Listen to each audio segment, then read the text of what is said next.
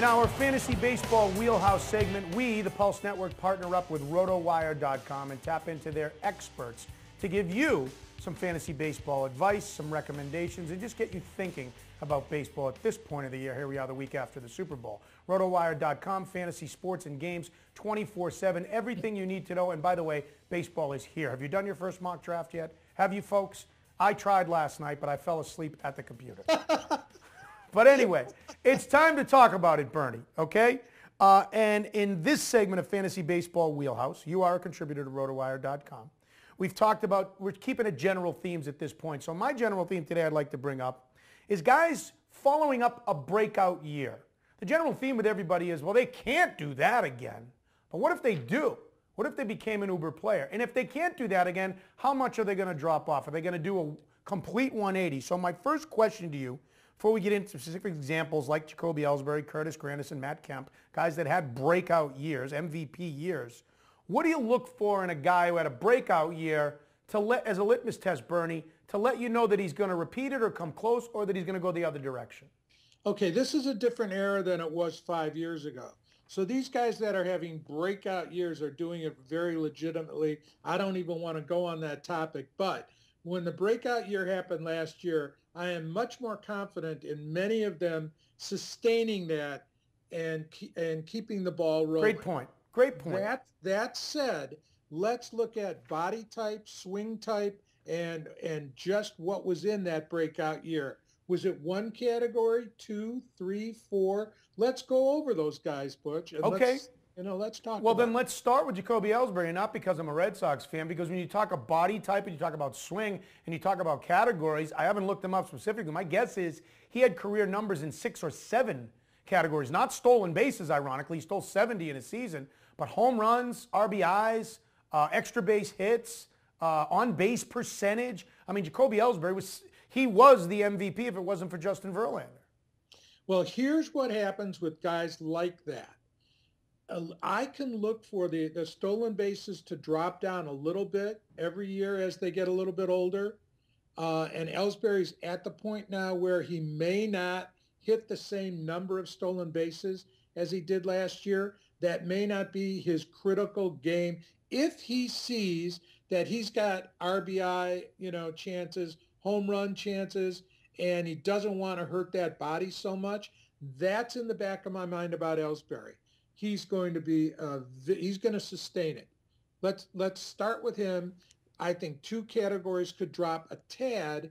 Home runs, stolen bases, average will be there.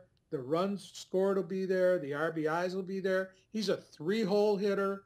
I'm very bullish on Ellsbury. Well, it's interesting. Butch, you will get my ratings in your email by the end of the weekend. Nice. You will have my rankings. Okay. I will tell you this from everything I've heard. Ellsbury's still going to lead off, even though I agree with you, he's a 3-hole hitter. But the Red Sox have Adrian Gonzalez and Dustin Pedroia and so many others that they have the luxury of letting him lead off still. From what I saw with my eye, and my eye isn't nearly as trained as yours, but I'll tell you what Ellsbury has become. He's become a disciplined hitter at the plate. Last year he was successful, in my opinion, mainly because he got pitchers into hitters' counts. He laid off a lot of pitches. He's really made himself a disciplined hitter at the plate. And then add into the fact that he was able to drive the pitches that he got when they were in hitters' counts for home runs. It's remarkable. Butch, that's a New York Yankee way of playing baseball. That's what Ellsbury was last year. Take pitchers deep into counts, get your pitch. The Yankees used to do that. They don't do it so much anymore. The Red Sox have to do that more. I do think Ellsbury's a 3-hole hitter. I like him much better there than leading off. Did you have to bring up a Yankees philosophy on the week after the Patriots lost to the Giants while Phil the Thrill, my resident producer and Yankee fan, is in there smiling that you brought up the Yankees? Hey, look, I'm a scout. I have to tell you those things, right? That's important. Go ahead, Phil. What do you have to say? Bernie, the bottom line is that Butch is just a little bit jealous right now. He doesn't really know how to handle the fact that Boston has become New York as a sports town. They've won 7 championships. They're all arrogant, cocky bastards, and they're become New Yorkers. They can't deal with that fact, Bernie. No, I'm comfortable with that fact, okay? Guys, I'll take a chess championship in Cleveland. I'll take anything at this point, okay? Well, I would love to be in Butch in your seat. It's not going to happen for me. last time I checked, Bobby Fischer's not walking through that door in Cleveland, right? All right, let's go on to the Yankees and Curtis Granderson, another one with a breakout year last year. Not only with the home runs, but again became a disciplined hitter. Terry Francona actually said after the second Yankee series that I've never, he's the best player in baseball right now, the best hitter in baseball right now because of the way he sees the ball and drives the ball. But again, why will he fall off, drop off, or not? Stays the same because of his new discipline and ability to hit left-handed pitching. That's a big corner he turned, Butch. Now that he can hit left-handed pitching better, he's still striking out too much, and there's room for improvement there. Granderson's the real deal. He maintains, his status. He's a very good hitter. Not the best, but he's very good. Let's go to another guy who finally realized his potential, and I say finally because he was a good player up until this point. But last year, Matt Kemp became a great player. I mean, a Triple Crown candidate. Does it continue? Okay, two things. One is the change of manager. Don Mattingly knows how to handle Matt Kemp and has done a terrific job.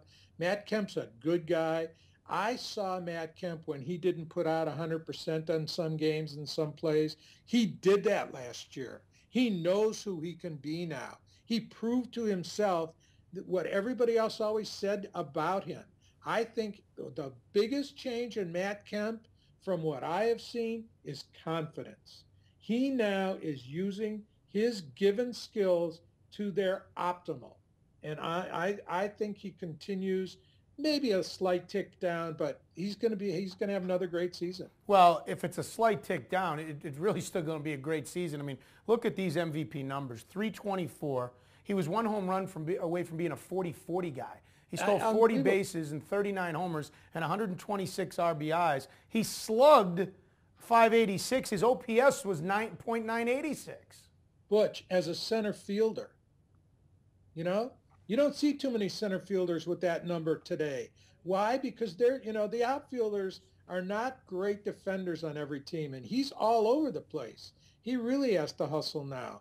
They had issues in the outfield, not with Ethier, but in left field. So, Kemp is the real deal. You're going to see him probably at the top of my list.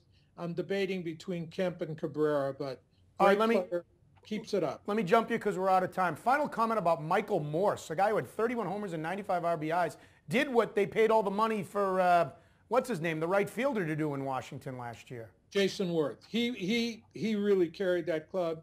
He declines in batting average. Everything else stays up.